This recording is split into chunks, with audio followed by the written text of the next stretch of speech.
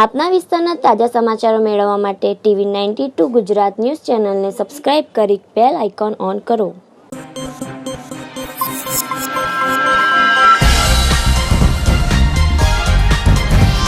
TV 92 ગુજરાતનો અવાજ.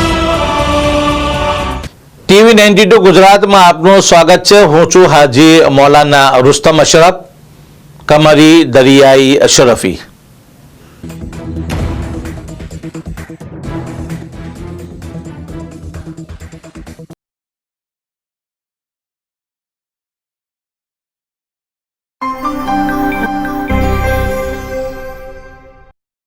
નવસારી જિલ્લામાં આવેલ બિલ્લીમોરા શહેરમાં કોળી પટેલ સમાજની વાડીમાં પ્રજાશક્તિ મોરચા પાર્ટીની સમીક્ષા બેઠકનું આયોજન કરવામાં આવ્યું, જેમાં પાર્ટી અધ્યક્ષ શંકરસિંહ વાઘેલા ઉપસ્થિત રહ્યા.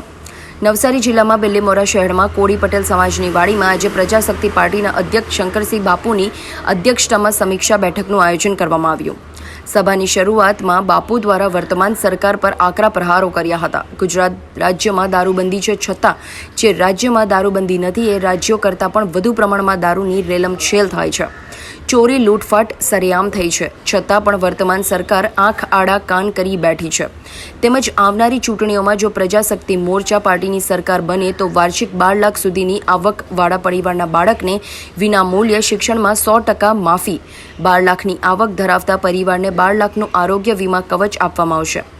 ગુજરાતમાં 100 યુનિટ સુધી ઘર વપરાશ વીજ બિલ માફ અને ખેડૂતોને પ્રતિ હોર્સ પાવર 400 થી 500 આપવામાં આવશે અને મીટર પ્રથા નાબૂદ કરવામાં આવશે. બેરોજગાર યુવાનોને 5 વર્ષ દરમિયાન 10 લાખ રોજગારી અથવા બેરોજગારી ભથ્થું આપવામાં આવશે. ગુજરાત રાજ્યમાં દારૂબંધી છે, છતાં જે રાજ્યમાં દારૂબંધી નથી એ રાજ્યો કરતાં ગુજરાતમાં વધારે દારૂ પીવાય છે. એને હફતા રાજને બોલાબોલ છે. હફતા રાજને નાબૂદ કરી દારૂબંધી હટાવી સરકારી આવકમાં વધારો થશે તેવું બાપુ દ્વારા જણાવવામાં આવ્યું હતું. યોજાયેલ કાર્યક્રમમાં પ્રજાશક્તિ મોરચાના અધ્યક્ષ શંકરસિંહ બાપુ અને નવસારી જિલ્લાના પ્રમુખ વિશાલભાઈ, ઉપપ્રમુખ ઉપેશભાઈ પટેલ તથા બાપુના કાર્યકર્તાઓ મોટી સંખ્યામાં ઉપસ્થિત રહ્યા હતા. गुजरात मतलब इतनी जो सारी समस्या है उसको कैसे सारा ठीक होगा? देखिए, हर समस्या की जिम्मेदारी गवर्नमेंट की होती है. कई समस्या है created by government only. Government in Gujarat since 25 years BJP is there, in last 6 years BJP is there in Delhi. सबकी जो दवाई है, सबका जवाब है कि आज की गवर्नमेंट लोग पसंद नहीं करते हैं तो उस गवर्नमेंट को चेंज करो. और चेंज करने का मौका 5 साल में एक बार आता है पब्लिक लाइफ में, पॉलिटिक्स में, राजनीति में. यहाँ बाई इलेक्शन 8 असेंबली गुजरात में बाई इलेक्शन है जो भारतीय जनता पार्टी ने कांग्रेस के एमएलएस को खरीदा. मैंने सुना है कि करोड़ों रुपए में खरीदा.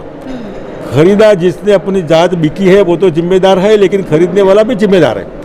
बीजेपी को मैं नहीं समझता कि कोई ज़रूरत थी कांग्रेस के धारासभ्यों को तोड़ने की. ये तोड़कर जो गुजरात में पॉलिटिकल माहौल ख़राब किया है उसका जवाब मैं समझता हूँ कि बाई इलेक्शन में वोटर्स देंगे, ऐसी मैं अपेक्षा रखता हूँ. और जो गरीब भाई बहन हैं जिनके पास खाने के लिए नहीं है, जॉब नहीं है और जो सैलरी भी नहीं मिल रही उनके देखिए, गवर्नमेंट हेल्पलेस, गवर्नमेंट को कोई दिशा नहीं है. एंड आई एम सॉरी, 6 साल से गवर्नमेंट ऑफ इंडिया में कोई इकोनॉमी, फाइनेंस, कॉमर्स जानने वाला मिनिस्टर भी नहीं है जिसको फाइनेंस के बारे में कोई पता हो. इसलिए देश की इकोनॉमी ख़त्म हो गई. आरबीआई बिना दिशा चल रही है और गवर्नमेंट जो जिस हिसाब से नोटबंदी किया, जीएसटी किया, तो इकोनॉमिकली इंडिया ख़त्म है. और लॉकडाउन जो किया बिना समझ से, सिर्फ वीम के हिसाब से, इसमें न सिर्फ महामारी कोरोना बढ़ी, लेकिन 1929 में वॉल स्ट्रीट में अमेरिका की जो मंदी आई थी, इससे भी खराब रिसेशन, बहुत खराब, बियॉन्ड इमेजिनेशन. यानी कि लोगों को खाना तक नहीं मिलेगा, चोरी बढ़ेगी, मर्डर बढ़ेंगे, सुसाइड बढ़ेंगे और लेने वाले कंज्यूमर नहीं होगा, जिसकी परचेजिंग कैपेसिटी नहीं है तो प्रोडक्शन भी नहीं होगा. ये जो विशेष साइकिल है ना, एक गरीब आदमी को और मिडिल क्लास को ख़त्म कर देगा. और जो आप ड्रिंक की बात आ रही है जो गुजरात में आप लाने वाले हैं, उसकी क्या रीज़न? देखिए, हम जिस हिसाब से आज जो प्रॉब्लम है ना, उस प्रॉब्लम में गुजरात तो जो नंबर 1, नंबर 2 की बात थी वो ख़त्म है. महाराष्ट्र में नशाबंदी नहीं है, गुजरात में है, फिर भी महाराष्ट्र नंबर 1 है. मुंबई में हमारा गुजरात का समझ लीजिए, वहाँ की हमारी बहनें की कोई मजाक मश्करे नहीं करता है। तो आर्टिफिशियल करप्ट पॉलिसी है, वो पॉलिसी साइंटिफिक होनी चाहिए। इस पॉलिसी के हिसाब से ड्रग्स में लोग ज़्यादा बढ़ गए, इस पॉलिसी के हिसाब से बिलो 30 यूथ लोग जो है वो केमिकल शराब पीकर मर गए। लाखों विडो विथ 2 चिल्ड्रन गुजरात में, इन लैक्स ऑफ, इतनी कोई जिला ऐसा बाकी नहीं होगा जिसमें बिलो 30 की विडो ना हो। ये सब due to this dirty policy, artificial policy, corrupt policy, इस हिसाब से हुआ है। उस पॉलिसी को प्रो पीपल साइंटिफिक के हिसाब से उसको बनाओ जिससे कोई दूसरा प्रॉब्लम ना हो। और जो बच्चों की स्कूल की समस्या है वो कब तक सॉल्व? देखिए ये तो सॉल्व होने का सवाल ही नहीं है। यहाँ तो गवर्नमेंट है ही नहीं, एजुकेशन तो कई सालों से ख़त्म है गुजरात में। और मैं समझता हूँ ये जो गुजरात में आज की गवर्नमेंट है इसमें किसी को चिंता ही नहीं है कि 25% क्या है, 50% क्या है। हमने हमारी पार्टी की ओर से कहा है कि हम 100% आपको freeship up to post graduation बच्चों को सरकार पढ़ाएगी। मेडिकल ट्रीटमेंट जिसकी सालाना 12 लाख रुपये आवक है, पर मंथ 1 लाख रुपीज़, इन सब की health treatment free, education free, water tax free, electricity power up to 100 unit free.